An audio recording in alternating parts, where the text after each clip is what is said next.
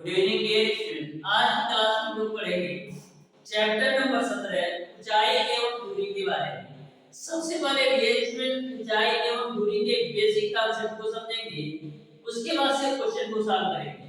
Dear student ऊंचाई एवं दूरी में आपको मैक्सिमम 2 से 3 बेसिक कॉन्सेप्ट ध्यान में रखना है और सारी चीजें मैंने already chapter number 14, chapter number 15 और चैप्टर नंबर 16 में डिस्कस कर लिया है। तो डियर स्टूडेंट ऊंचाई एवं दूरी में आपको समझना है कि उन्नयन कोण क्या होता है और अवनमन कोण क्या होता है।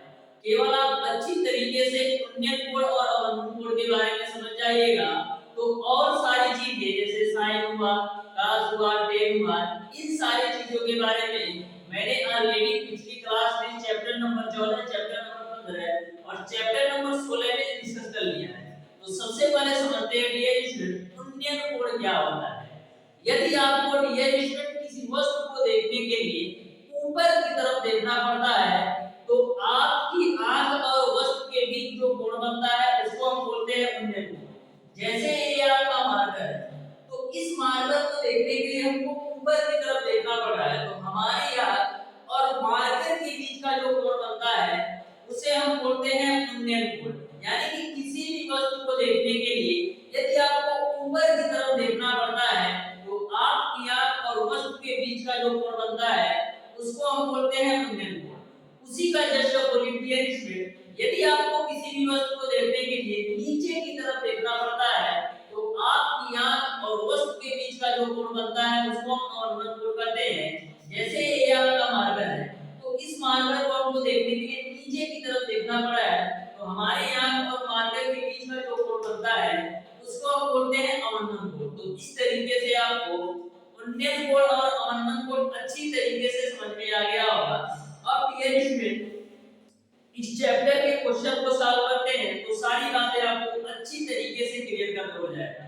डियर स्टूडेंट इस चैप्टर के प्रत्येक क्वेश्चन का सॉल्यूशन मैं आपको इस तरीके से कराने वाला हूं कि आपके आईआरटी एंट्रेंस एग्जाम में हाइट एंड डिस्टेंस से कोई सा भी क्वेश्चन पूछ लिया जाए मैक्सिमम 5 से 10 सेकंड के अंदर आप सॉल्व कर पाएंगे 100% के एक्यूरेसी के साथ। ये स्टूडेंट प्रत्येक क्वेश्चन का सॉल्यूशन बिल्कुल कॉन्सेप्चुअल कराने वाला हूं। तो स्टार्ट करते हैं, देखते हैं क्वेश्चन नंबर 1। तो क्वेश्चन नंबर 1 आपके सामने है, ध्यान से समझिएगा कैसे सॉल्व करना है। आपको दे रखा है एक पहाड़ी भूतल से 30 डिग्री का ढाल बना रही है। एक व्यक्ति पहाड़ी के ऊपर की ओर 100 मीटर चलता है, भूतल से उसकी ऊंचाई क्या होगी ये आपको बताना है। तो बिल्कुल सिंपल सा क्वेश्चन है, आप ध्यान से समझिएगा क्वेश्चन नंबर 1 को कैसे सॉल्व करना है। तो इस तरीके से आपका फिगर ड्रा होगा। यहाँ पर डियर स्टूडेंट क्वेश्चन में बोल रखा है कि एक पहाड़ी भूतल से 30 डिग्री का कोण बना रही है। तो ये मान लीजिए ए पॉइंट आपका पहाड़ी का सबसे हाईएस्ट पॉइंट है और ये आपका भूतल का पॉइंट है। भूतल का मतलब है आपका धरती, यानी कि धरती से पहाड़ी के उच्चतम बिंदु के बीच का कोण आपको दे रखा है 30 डिग्री। और डियर स्टूडेंट आगे बोल रखा है व्यक्ति पहाड़ी के ऊपर की ओर 100 मीटर चलता है। यहाँ पर व्यक्ति है पहाड़ी के ऊपर की ओर 100 मीटर चलता है, यानी ए वाली डिस्टेंस आपको दे रखा है 100 मीटर। तो आपको बताना है कि भूतल से उसकी ऊंचाई क्या है, यानी कि आपको बताना है, इसको सी पॉइंट मान लीजिए, बताना है भूतल से पहाड़ी की ऊंचाई क्या है, यानी ए वाली ए से सी तक की दूरी बताना है। तो मैं मान लेता हूं ए से सी तक की दूरी आपका h मीटर है। यहां तक आपको क्लियर है। अब डियर स्टूडेंट बात ये आती है कि इसमें हम साइन लगाएंगे, cos लगाएंगे, tan लगाएंगे। तो डियर स्टूडेंट यहां पर आपको लंब भी है और कोण भी है। तो लंब और कोण किसके पक्ष में आते हैं? तो लंब और कोण आपका साइन के पदों में आते हैं। तो लिख सकते हैं हम sin थीटा बराबर sin 30 बराबर लंब बटे का कोण। तो लंब की वैल्यू आपका h है और कोण की वैल्यू आपका 100 है। तो sin 30 का मान 1/2 होता है, बराबर आपका हो जाएगा h अपॉन 100। 2 से कैंसिल कर दीजिए तो 50 आएगा, यानी h की जो वैल्यू आ जाएगी वो आपको मिलेगा 50 मीटर। यानी कि भूतल से पहाड़ी की ऊंचाई आपका 50 मीटर हो जाएगा। इस तरीके का जो आंसर होगा वो आपका ऑप्शन नंबर डी सही हो जाएगा। अब देखते हैं डियर स्टूडेंट क्वेश्चन नंबर 2। तो क्वेश्चन नंबर 2 भी आपका बिल्कुल सिंपल सा क्वेश्चन है, ध्यान से समझिएगा। बोला है एक दीवार से 15 गाड़ी में 3 मीटर दूर सड़क पर किसी बिंदु पर दीवार के उच्चतम बिंदु का उन्नयन कोण 30 डिग्री है, दीवार की ऊंचाई है। तो ध्यान से समझिएगा, मान लीजिए डियर स्टूडेंट ये आपका दीवार है, दीवार से 15 गाड़ी में 3 मीटर दूरी पर आपका सड़क है। तो इस दीवार से 15 गाड़ी में 3 मीटर दूर आपका एक सड़क है। फिर क्वेश्चन में बोला है कि दीवार के उच्चतम बिंदु का उन्नयन कोण 30 डिग्री है, यानी कि दीवार के उच्चतम बिंदु से सड़क के बाद के बीच की दूरी जो है वो आपका 30 डिग्री है। तो ये आपका हो जाएगा 30 डिग्री। यहाँ पर आपको बताना है कि दीवार की ऊंचाई क्या है, तो नामकरण कर देते हैं ए, बी और सी। मैं मान लेता हूँ डियर स्टूडेंट जो दीवार की ऊंचाई है वो आपका है यही आपका क्वेश्चन है। आपको दीवार की ऊंचाई यानी ए की वैल्यू बताना है। तो यहाँ पर देखिएगा आपको लंब की वैल्यू पता है और आधार की वैल्यू पता है। तो लंब और आधार आपका टेन के पदों में आते हैं, तो हम लिख सकते हैं टेन 30 बराबर लंब बटेगा आधार, लंब आपका h है और आधार आपका 15 गाड़ी में 3 है।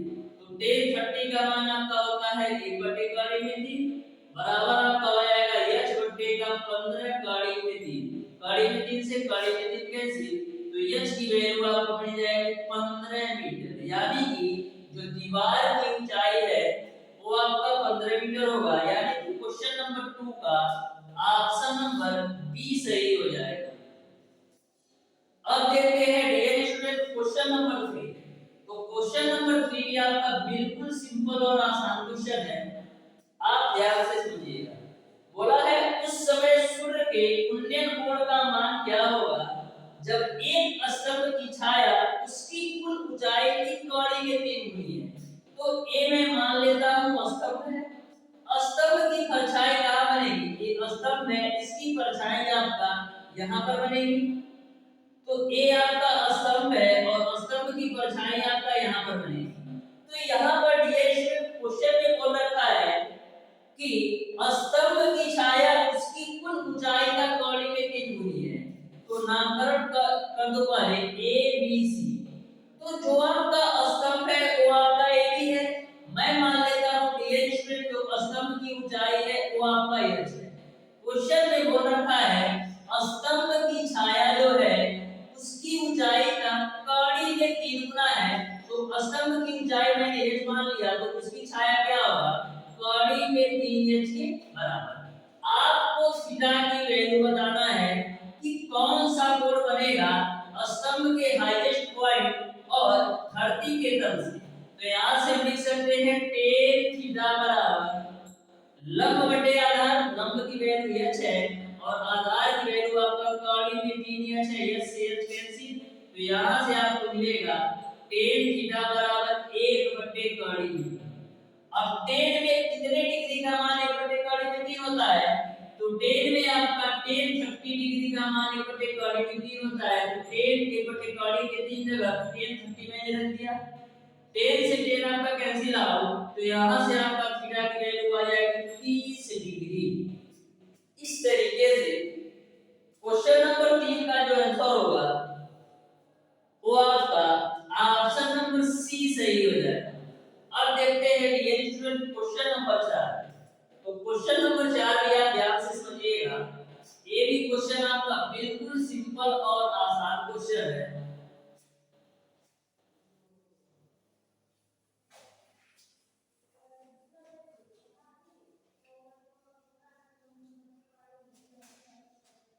तो देखिएगा क्वेश्चन नंबर 4 बोला है पृथ्वी से 1500 मीटर ऊंचाई पर क्षैतिज दिशा में उड़ते हुए एक वायुयान को भूतल के किसी बिंदु से देखा गया और उन्नयन कोण बिंदु से देखा गया और उन्नयन कोण 45 डिग्री मिला, जो कि 5 सेकंड 50-60 डिग्री हो गया।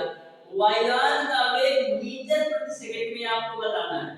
तो बिल्कुल सिंपल और आसान क्वेश्चन है, ध्यान से समझिएगा।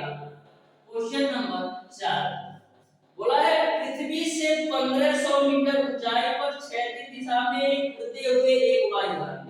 तो इस तरीके से मैं फिगर ड्रा कर लेता हूं, इसको ए पॉइंट दे दो और इसको पॉइंट दे दो बी। मैं मान लिया हूं कि बी पॉइंट पर आपका वायुयान उड़ रहा है, इसकी जो ऊंचाई दे रखा है वो आपको दे रखा है 1500 मीटर।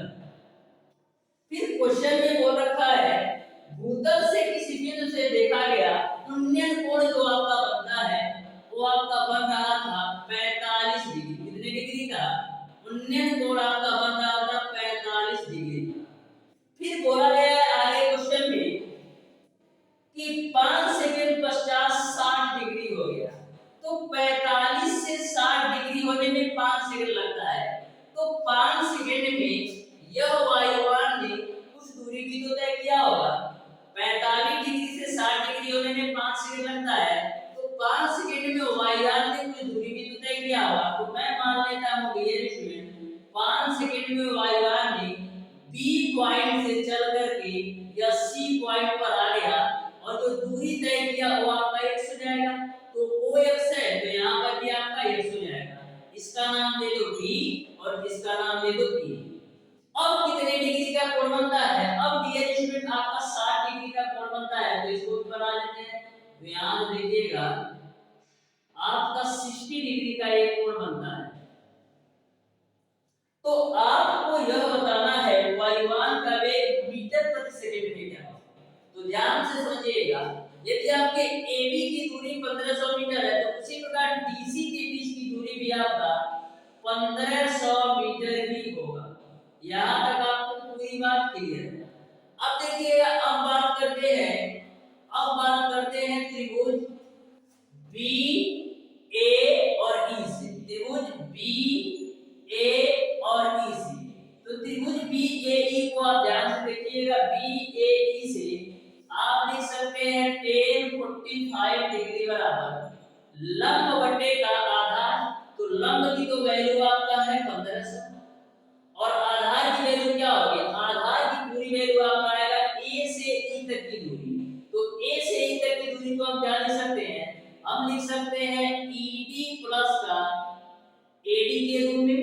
तो यहाँ से tan 45 का मान ये आपका 1500 हो जाएगा। ED की लंबाई आपको नहीं पता है तो ED रखो और AD की लंबाई मैंने माना है x, तो x मान लो। तो यहाँ से आपको मिलेगा ED प्लस का x बराबर आपको मिल जाएगा 1500। तो यहाँ से आप ED का मान निकालोगे तो मिलेगा आपको 1500 माइनस का x। इसको आप मान लो समीकरण नंबर 1। अब डियर स्टूडेंट बात करते हैं दूसरे त्रिभुज का, त्रिभुज CDE का। तो लिखेंगे त्रिभुज CDE से। तो त्रिभुज CDE से आप ध्यान से देखिएगा, त्रिभुज CDE से tan 60 बराबर क्या होगा? लंब बटे का आधार। तो लंब तो आपका CD होगा जिसकी लंबाई आपका है 1500 मीटर और आधार क्या होगा? आधार आपका ED होगा। तो यहाँ पर आप रख दो ED। अब देखिएगा tan 60 का मान कड़ी में 3 होता है बराबर 1500 बटे का ED। तो यहाँ से आप ED की वैल्यू निकालोगे तो मिलेगा आपको 1500 बटे का कड़ी में 3। इसको आप मान लो समीकरण 2। अब समीकरण जो 1 और 2 को आपस में बराबर कर देते हैं। तो समीकरण 1 और 2 को आप आपस में बराबर करेंगे तो आपको क्या मिलेगा? 1500 माइनस का x बराबर 1500 बट्टे का कड़ी में 1500 बट्टे का कड़ी में 3। क्यों? क्योंकि ED से आपका ED कैंसिल हो जाएगा। अब देखिएगा डियर स्टूडेंट यहाँ से हम x का मान निकाल लेते हैं। तो देखिएगा x बराबर आपको मिल जाएगा 1500 माइनस का 1500 बट्टे का कड़ी में 3। तो इसको आप सॉल्व कर लो तो मिलेगा आपको 1500 कड़ी में 3 माइनस का 1500 बट्टे आपका हो जाएगा कड़ी में 3। ऊपर से आप 1500 कॉमन ले लो तो मिलेगा आपको कड़ी में 3 माइनस का 1 बट्टे का आपका हो जाएगा कड़ी में 3। अब नीचे से कड़ी में 3 को गायब करने के लिए कड़ी में 3 से आप गुणा भी कर दो और कड़ी में 3 से आप भाग भी कर दो। अब देखिएगा डियर स्टूडेंट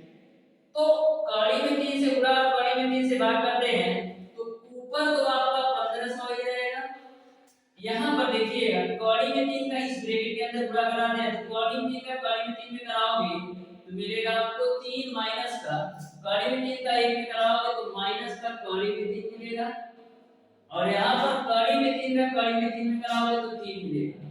तो यहाँ से आप x की वैल्यू निकाल लो, तो 3 बचे 15, यानी x की वैल्यू आपने निकाल लिया 500 ब्रैकेट में 3 माइनस का कौड़ी में 3 के रूप में। ये आपने x की वैल्यू निकाल ली। आपको बताना है y1 का वेग मीटर प्रति सेकंड में, तो आपने दूरी निकाल लिया कि 5 सेकंड में 503 माइनस का कौड़ी में 3 दूरी तय करेगा, और समय आपका है 5 सेकंड।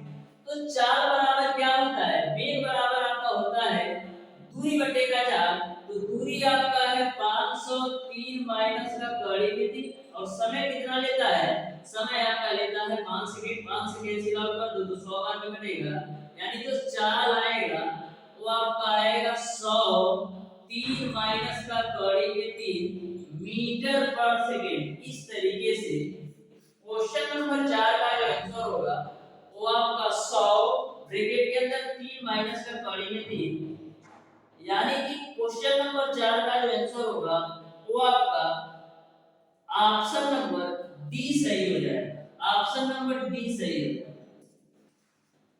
अब देखते हैं डियर स्टूडेंट क्वेश्चन नंबर 5। तो क्वेश्चन नंबर 5 भी आपका सिंपल है, ध्यान से समझिएगा। क्वेश्चन नंबर 5 को कैसे सॉल्व करना है। इस चैप्टर से जितना भी क्वेश्चन पूछा जाएगा, टोटल क्वेश्चन आपसे कॉन्सेप्चुअल पूछा जाएगा, बस आपको बेसिक कॉन्सेप्ट अच्छी तरीके से पता होना चाहिए। तो देखिएगा क्वेश्चन नंबर 5 को बोला है नदी के 15 मीटर ऊंचे पुल से किसी नाव का अवनमन कोण 30 डिग्री है। यदि नाव 6 किलोमीटर प्रति घंटे की गति से चल रही है तो नाव को नदी के पुल के नीचे पहुंचने में कितना समय लगेगा, ये आपको बताना है। तो देखिएगा ध्यान से, ये मान लीजिए आपका एक पुल है, नदी के 15 मीटर ऊंचे पुल से किसी नाव, मैं मान लेता हूं ये आपका ए पॉइंट पर नाव है, ए बी पॉइंट है और ये आपका सी पॉइंट है। तो जो आपका पुल है वो आपका बीसी है, पुल का हाईएस्ट पॉइंट सी है और जो नीचे वाला पॉइंट है वो आपका सी है। यहाँ पर आपकी नाव है। क्वेश्चन ये बोल रखा है कि नदी के 15 मीटर ऊंचे पुल, यानी पुल की जो लंबाई है वो आपको दे रखा है 15 मीटर, किसी नाव का अवनमन कोण 30 डिग्री है। तो यहाँ पर हम अवनमन कोण बना देते हैं डियर स्टूडेंट। तो यहाँ पर आपका जो अवनमन कोण दे रखा है वो आपको दे रखा है 30 डिग्री। ये आपका अवनमन कोण 30 डिग्री है। तो आपको बताना है नाव को नदी के पुल के नीचे पहुंचने में कितना समय लगेगा। तो जो आपकी नाव है वो आपका ए पॉइंट पर है, तो ए पॉइंट से पुल के नीचे बी पॉइंट तक जाने में कितना समय लगेगा, चाल आपको दे रखा है 6 किलोमीटर प्रति घंटा। तो डियर स्टूडेंट एकांतर कोण के माध्यम से देखिएगा, ये आपका एकांतर कोण बन रहा है थीटा के रूप में, तो ये 30 डिग्री है तो ये भी आपका 30 डिग्री ही होगा। तो यहां से डियर स्टूडेंट हम लिख सकते हैं tan 30 डिग्री बराबर, इसकी मैं दूरी मान लेता हूं नाव और पुल के नीचे के बीच की दूरी में मान लेता हूं x मीटर है। तो tan 30 बराबर लंब बटे का आधार होगा, तो लंब आपका है 15 मीटर और आधार है आपका x। तो यहां से tan 30 का मान आपका होता है 1 बटे कौड़ी में 3 बराबर आपका हो जाएगा 15 बटे का x की वैल्यू निकालोगे तो मिलेगा आपको 15 कौड़ी में 3 मीटर। ये आपने x की वैल्यू निकाल लिया, यानी कि नाव को पुल के नीचे तक जाने में 15 कौड़ी में 3 मीटर दूरी तय करना पड़ेगा। अब जो आपका चाल दे रखा है, जो आपका चाल दे रखा है वो आपका 6 किलोमीटर प्रति घंटा दे रखा है, लेकिन आप देख रहे हैं कि जो दूरी है वो मीटर में है और 1 किलोमीटर प्रति घंटा में है। तो किलोमीटर प्रति घंटा को मीटर प्रति सेकंड में चेंज कर लेते हैं। तो किलोमीटर प्रति घंटा को मीटर प्रति सेकंड में चेंज करने के लिए आप 5/18 से गुणा करें तो 6×3=18। तो यहाँ से आपको मिल जाएगा 5/3 मीटर पर सेकंड, यानी कि जो नाव की चाल आपने निकाल लिया 5 मीटर पर सेकंड। अब आप समय निकाल सकते हैं। तो समय बराबर क्या होगा, समय बराबर आपका हो जाएगा दूरी बटे का 4। तो दूरी तो आपने निकाला है 15 का 3 और 4 आपने निकाला है 5 बटे का 3। तो यहाँ से देखिएगा t बराबर ये 3 आपका ऊपर जाएगा तो हो जाएगा आपका 45 कड़ी में 3 बटे का 5, 5 से काट दो 9 बार में कटेगा तो मिलेगा आपको 9 कड़ी में 3।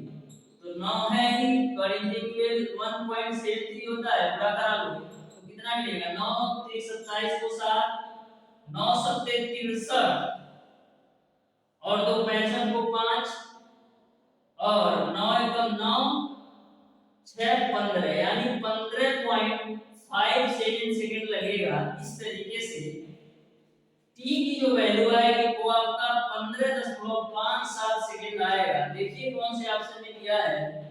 तो इस तरीके से क्वेश्चन नंबर 5 का ऑप्शन नंबर बी सही होगा। अब देखते हैं डियर स्टूडेंट क्वेश्चन नंबर 6।